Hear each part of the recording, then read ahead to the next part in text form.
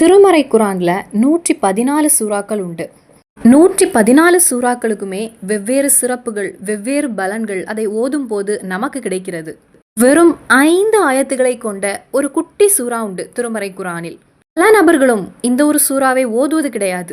சின்ன சூறா தான், எல்லாருக்குமே ஓத தெரியும். ஆனா இந்த சூறாவை ஓதுவது கிடையாது.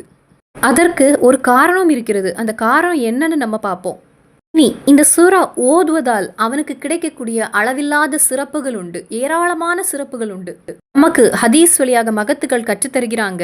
நமக்கு என்ன ஒரு தேவை இருந்தாலும் அந்த தேவை பூர்த்தி ஆகுவதற்கு நான் சொல்லக்கூடிய இந்த விதத்தில் இந்த சூறா ஓதினால் நமக்கு அந்த தேவை பூர்த்தி செய்து எடுக்கலாம் என்று, அதாவது நமது தேவை நிறைவேறி கிடைக்கும் என்று. ஒரு அடியான் வெள்ளிக்கிழமை ஜுமாவுக்கு பின்னதாக இந்த சூறாவை ஓதினால் எத்தனை தடவை, அதை இந்த வீடியோல நான் சொல்றேன். 1000 ஹஜ் அந்த அடியான் செய்த பிரதிபலனை அவன் அடைகிறான். 1000 தடவை இறைவனுடைய வழியில் அவன் யுத்தம் செய்த ஒரு பிரதிபலனை வாங்குகிறான். முடிந்தா இல்லை, வெள்ளிக்கிழமை யாரெல்லாம் ஜுமா தொழுகை தொழுகிறாங்களோ அவங்களுக்கெல்லாம் என்ன சிறப்பை கொடுக்கிறானோ அந்த சிறப்பை அல்லாஹு தஆலா இந்த குட்டி சூறா ஓதுகின்ற அந்த அடியானுக்கு வழங்குகின்றான். அப்போ அற்புதமான ஒரு சூறா. அப்போ அந்த சூறா எது, அந்த சூறால என்ன இறைவன் கூறுகிறான், அந்த சூறாவை எப்படி ஓத வேண்டும், அந்த சூறாவுடைய அர்த்தம், அந்த சூறாவை எந்த நேரத்தில் ஓத வேண்டும், எல்லாவற்றையும் தெளிவாக இந்த வீடியோல நம்ம பார்ப்போம். திறந்து விடக்கூடாது, கடைசி வரை பாருங்க. இந்த இல்மை அடுத்தவர்களுக்கும் பகிர்ந்து கொள்ளுங்கள். இறைவன் நமது அமலை ஏற்றுக்கொள்வானாக. ஆமீன். அஸ்ஸலாமு அலைக்கும் வரஹ்மத்துல்லாஹி வபரகாத்துஹு. பிஸ்மில்லா வல்ஹம்துலில்லா ஸலாத்து வஸ்ஸலாமு அலா அஷ்ரஃபி ரசூலில்லா வலா ஆலிஹி வஸஹபி அல் ஃபைஸீன் நபிரத்துல்லா அம்மாபாத். இறைவனுக்கு ரொம்ப பிடித்த அதிகமான திக்ருகள் உண்டு, அதிகமான ஆயத்துகள் உண்டு. அதுலேயும் இறைவனுக்கு ரொம்ப பிடித்த ஒரு திக்ர் இருக்கிறது. அந்த திக்ரை ஓதி இன்னைக்குள்ள இந்த வீடியோவை நான் ஆரம்பிக்கிறேன். நமக்கு எல்லாருக்குமே சேர்ந்து அந்த திக்ரை ஓதுவோம். சுபஹானல்லாஹி வபிஹம்திஹி சுபஹானல்லாஹில் அலீம் வபிஹம்திஹி அஸ்தஃபிருல்லாஹ் சுபஹானல்லாஹி வபிஹம்திஹி சுபஹானல்லாஹில் அலீம் வபிஹம்திஹி அஸ்தஃபிருல்லாஹ். இந்த திக்ருக்கு இறைவன் 3 பிரதிபலனை வழங்கியிருக்கின்றான். நமது நாவினால் ஓதுவதற்கு ரொம்ப எளிதானது. நமது நாவால் ஓதக்கூடிய திக்ருகள்லேயே அதிக புண்ணியம் நிறைந்த திக்ராகும் இது. 2வது பிரதிபலன், இது இறைவனுக்கு ரொம்ப ரொம்ப ரொம்ப பிடித்த ஒரு திக்ராகும்.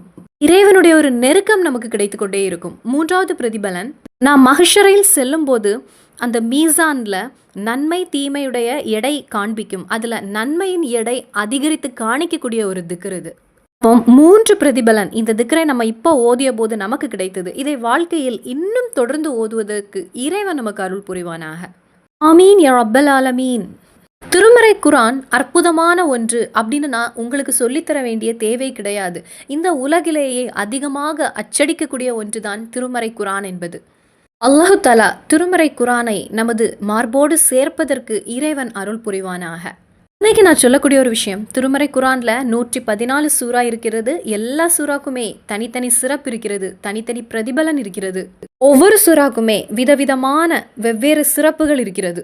அது நமக்கு எல்லாருக்குமே தெரியும். ஒவ்வொரு சூறாவின் சிறப்பு, பல சூறாவின் சிறப்பு உங்களுக்கே தெரியும். இன்னைக்கு நான் உங்களிடம் பகிர்ந்து கொள்ளக்கூடியது ஒரு சூறா. இந்த சூறாவை அதிகம் நாம் ஓதாமல், அதிகம் நாம் சிந்திக்காமல், நாம் நினைப்பது இந்த சூறாவை ஒரே ஒரு மாதத்தில் தான் நமக்கு ஓத முடியும், ஓத வேண்டும். அப்படி கிடையாது. நாம் எப்பொழுதும் ஓத வேண்டிய நமது மலை போல் உள்ள தேவைகளை நம்மளிடத்தில் பஞ்சி போல கொண்டு வரக்கூடிய ஒரு சூறாவாகும் இது. மட்டும் இல்லாமல் 1000 தடவை நம்ம ஹஜ் செய்த அந்த ஒரு பிரதிபலனும், அதே போல இறைவனுடைய மார்க்கத்தில் 1000 தடவை நம்ம ஜிஹாது செய்த அந்த பிரதிபலனையும் நமக்கு வாங்கி தரக்கூடிய ஒரு சூறா. ஒரு அடியான் இதை தொடர்ந்து வழக்கமாக்கினால், சூறாவின் தப்சீரை எடுத்து பார்க்கும்போது ஆயிரக்கணக்கான சிறப்புகள் இருக்கிறது. அந்த சிறப்புகளை நான் உங்களிடம் பகிர்ந்து கொள்கிறேன். அதாவது நமக்கு ஒரு தேவை இருக்கிறது, நாம் ஒரு உயர்ந்த அதிகாரியிடம் செல்கிறோம். இப்போ கவர்மெண்ட் சம்பந்தமான தேவை இருக்கிறது. அங்க நம்ம போய் காத்திருக்க வேண்டிய ஒரு நிலைதான். நம்ம ஒரு உயர்ந்த அதிகாரியை பார்க்க போகிறோம், அல்லது ஒரு இடம் சம்பந்தமான டாக்குமெண்ட் நமக்கு தயாராகி கிடைக்க வேண்டும், அல்லது பேங்க்ல ஒரு அதிகாரியை பார்க்க போகிறோம், அல்லது ஒரு பஞ்சாயத்து ஆஃபீஸ்க்கு நம்ம போகிறோம், ஒரு வில்லேஜ் ஆஃபீஸ்க்கு நம்ம போகிறோம்.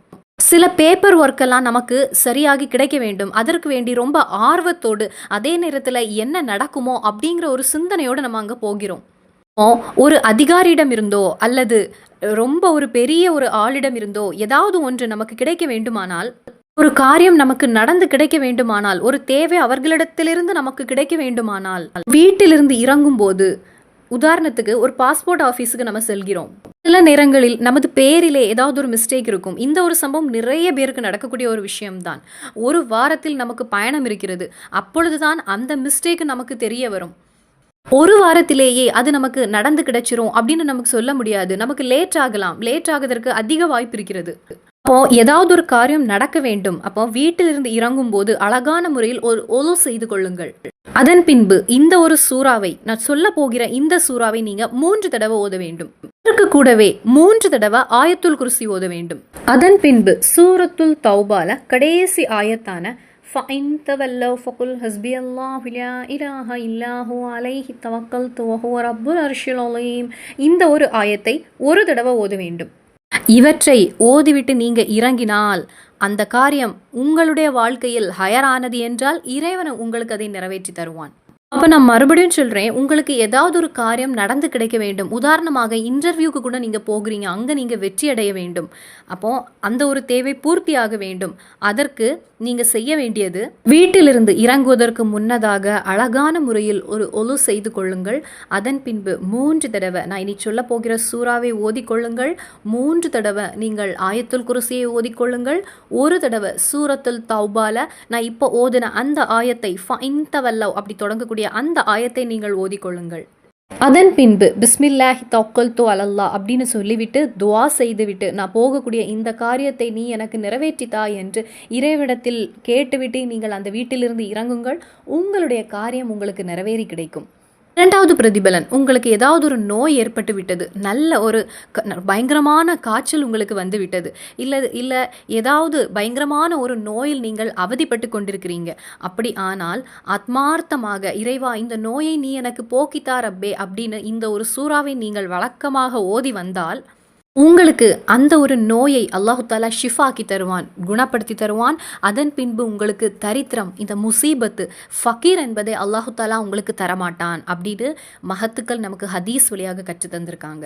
3வது சிறப்பு, 3வது பிரதிபலன், வித்ர் தொழுகையின் பிறகு, அதாவது இஷா தொழுகை தொழுதுவிட்டு அதனுடைய சுன்னத்தையும் தொழுதுவிட்டு தொழ வேண்டிய ஒரு தொழுகை தான் வித்ர் தொழுகை. வித்ர் தொழுகைக்கு ஃபஜருடைய நேரம் வரை நமக்கு நேரம் இருக்கிறது. அந்த நேரத்திலும் தொழுது கொள்ளலாம். வித்ர் தொழுகை சாதாரணமாக 3 ரக்காத் நாம் தொழுவதுண்டு. அப்போ வித்ர் தொழுகை தொழுதுவிட்டு இந்த ஒரு சூறாவை 7 தடவை அந்த அமர்வில் இருந்து நாம் ஓத வேண்டும்.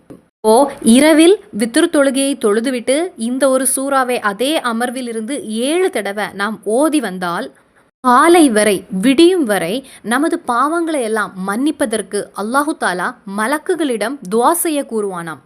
இறைவன் மலக்குகளிடம் கூறுவானாம், கட்டளையிடுவானாம், மலக்குகளை இவன் இந்த சூறாவை ஓதிய அடியான், இவனுடைய பாவங்களை எல்லாம் பொறுத்து கிடைப்பதற்காக நீங்கள் என்னிடத்தில் துஆ செய்யுங்கள் அப்படின்னு இறைவன் மலக்குகளுக்கு கட்டளையிடக்கூடிய ஒரு சூறா இது. இந்த அளவுக்கு பிரதிபலன் நிறைந்த ஒரு சூறாவாகும். நமக்கு வேண்டி மலக்குகள் இறைவனிடத்தில் துஆ செய்து கொண்டே இருப்பாங்களாம். அடுத்த பிரதிபலன், நமது மரணத்திற்கு பின்பு நமது கேள்வி கணக்குக்காக கபரில் இருந்து நாம் மஹ்ஷரையில் செல்லும் போது ஒரு அடியான் வித்ர் தொழுகையின் பிறகு இந்த சூறாவை 7 தடவை ஓதியிருந்தால் அந்த மலக்குகளுக்கு நம்மை புரிந்து கொள்ள முடியுமா? எப்படி என்றால் அந்த அடியானுடைய உடம்பெல்லாம் அப்படி மின்னி மின்னி ஜொலிக்குமாம், ஒரு ஜொலிச்சு கொண்டே இருக்குமாம். அவனுடைய உடம்பும் அவனுடைய முகமும் பிரகாசமாகுமாம். அது மட்டுமில்லாமல் இறைவன் அவனுடைய கையில் நன்மையும் தீமையும் உடைய கிதாபை கொடுப்பான் என்று நமக்கு சொல்ல சொல்ல தீராத அளவிற்கு இந்த சூறாவின் பிரதிபலன் நமக்கு இருக்கிறது. அது மட்டுமில்லாமல் இந்த சூறாவை தொடர்ந்து வாழ்க்கையில் ஓதி வந்த அந்த அடியான் கபரிலிருந்து எழுந்து அவன் சொர்க்கம் செல்லும் வரை அவனுடைய நாவில் லா இலாஹ இல்லல்லா முஹம்மது ரசூலுல்லா, லா இலாஹ இல்லல்லா முஹம்மது ரசூலுல்லா அப்படின்னு அவன் ஓதிக்கொண்டே இருப்பானாம். அவனை சுற்றி இருக்கக்கூடிய ஜனங்கள் யோசிப்பாங்களாம், இந்த அடியான் என்ன நன்மை செய்திருப்பான், அவனுடைய உடம்பும் அவனுடைய முகமும் இப்படி பிரகாசமாகிறதே, அவன் இந்த ஒரு லா இலாஹ இல்லல்லா முஹம்மது ரசூலுல்லா என்று சொல்வதற்கு அவன் என்ன நன்மை செய்தான் அப்படின்னு அவனை சுற்றி இருக்கக்கூடிய மக்கள் சிந்திப்பாங்களாம். 4வது சிறப்பு, வெள்ளிக்கிழமை ஜுமாவிற்கு பிறகு இந்த ஒரு சூறாவை ஒரு அடியான் 25 தடவை ஓதினால், இது ஆண்களுக்கும் பெண்களுக்கும். பெண்கள் ஜுமாவுக்கு போகவில்லை என்றாலும் வீட்டில் லொகர் தொழக்கூடியவங்க தான். அவங்க ஜுமாவிற்கு பிறகு இந்த ஒரு சூறாவை 25 தடவை ஓதினால் அல்லாஹு தாலா 1000 தடவை ஹஜ்ஜு செய்த பிரதிபலனை வழங்குகிறான் என்றும், 1000 தடவை இறைவனுடைய மார்க்கத்தில் அவன் ஜிஹாது செய்தா என்ன பிரதிபலனோ அந்த கூலியை அவன் அடைகிறான். இன்னும் முடியவில்லை. அந்த ஒரு வெள்ளிக்கிழமையில் இந்த உலகில் உள்ள மோமின்கள் எவ்வளவு எண்ணிக்கையில் ஜுமா தொழுகின்றாங்களோ அந்த தொழுகை எண்ணிக்கையின் நன்மை இவனுக்கு கிடைக்கும். முஸ்லிம்கள் ஜுமா தொழுகை தொழுது கிடைக்கக்கூடிய அந்த கூலி இந்த அடியானுக்கும் கிடைக்கின்றது. இந்த அடியானுக்கு ஆகிரத்தில் உள்ள எந்த ஒரு தண்டனையும் நினைத்து அவன் பயப்பட வேண்டிய தேவையில்லை. அவ்வளவு சிறப்பு இருக்கிறது. வெள்ளிக்கிழமை 25 தடவை இந்த சூறாவை ஒரு அடியான் ஓதினால் அவன் மஹ்ஷரை நினைத்து பயப்பட வேண்டிய தேவையே கிடையாது. அப்போ துனியாவிலும் ஆகிரத்திலும் நமக்கு வெற்றியை கொண்டு தரக்கூடிய ஒரு சூறாவாகும். இனி அந்த சக்தி பெற்ற சூறா, அந்த அழகிய குட்டி சூறா எதுன்னு நம்ம பார்ப்போம். லேலத்துல் கதிரை பற்றி சொல்லக்கூடிய ஒரு சூறா தான், வெறும் 5 ஆயத்துக்களை கொண்ட சூறா தான் சூரத்துல் கதிர். சூறாவுமே வெவ்வேறு சந்தர்ப்பங்களில் தான் இறங்கியது, வெவ்வேறு சூழ்நிலையில் தான் அது இறங்கியது. சூரத்துல் ஃபத்ஹ் ஒரு இரவில் இறங்கியது. அதே போல் சூரத்துல் யாசின் ஒரு சந்தர்ப்பத்தில் இறங்கியது. அப்படி வெவ்வேறு சூறாக்களும் வெவ்வேறு நேரத்தில் இறங்கியது. அப்போ லேலத்துல் கதிரை பற்றி சொல்லக்கூடிய இந்த குட்டி சூறா ரமலானில் மட்டும் நாம் ஓத வேண்டிய சூறா கிடையாது, நாம் எந்த நேரத்திலும் ஓத வேண்டிய சூறாவாகும். இறைவன் கூறுகிறான், இன்னா அன்சல்நாஹு ஃபீ லேலத்துல் கதிர், இந்த குர்ஆனை நாம் ஒரு இரவில் இறக்கினோம். வமா அத்ராக்கமா லேலத்துல் கதிர், நபியே அந்த ஒரு இரவு எப்படிப்பட்ட இரவு என்று உங்களுக்கு தெரியுமா? அந்த லேலத்துல் கதிர் இரவு என்றால் 1000 மாதங்களை விட சிறப்பு நிறைந்த ஒரு இரவாகும். அந்த ஒரு புனிதமான இரவில் மலக்குமார்களும் ரூஹுகளும் அனைத்துமே இந்த உலகில் இறைவனின் கட்டளையின்படி இறங்கி வருவாங்க. சலாமுன் ஹியா ஹத்தா மத்லில் ஃபஜர், அதன் பின்பு அவர்கள் இந்த பூமியில் இறங்கி வந்து மூமின்களான மனிதர்களுடைய பக்கத்தில் இறங்குவாங்க, மூமின்களான வீட்டிற்கு செல்லுவாங்க, அனைத்து பள்ளிவாசலிற்கும் அவங்க செல்வாங்க. இந்த நேரம் வரை, எந்த நேரம் வரை? ஃபஜ்ருடைய நேரம் வரை. அந்த நேரம் வரை அவர்கள் இருந்து இந்த மூமின்களுக்காக துவா செய்வாங்களாம். அப்போ திருமறை குர்ஆன்ல 97வது சூறா வெறும் 5 ஆயத்துக்களை கொண்ட ஒரு குட்டி சூறா சூரத்துல் கதிர். இந்த சூறா எப்படிப்பட்ட ஒரு சூறா, இதனுடைய சிறப்பு என்ன, அதனுடைய அர்த்தம், எப்போது ஓத வேண்டும், கிடைக்கக்கூடிய சிறப்புகள் எல்லாவற்றையும் நம்ம இந்த வீடியோல பார்த்தோம்.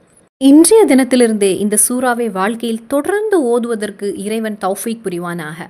இறைவன் இந்த சூறாவை நேசிக்கக்கூடிய கூட்டத்தில் நம்மையும், குர்ஆனை நேசிக்கக்கூடிய கூட்டத்தில் நம்மையும் சேர்ப்பானாக.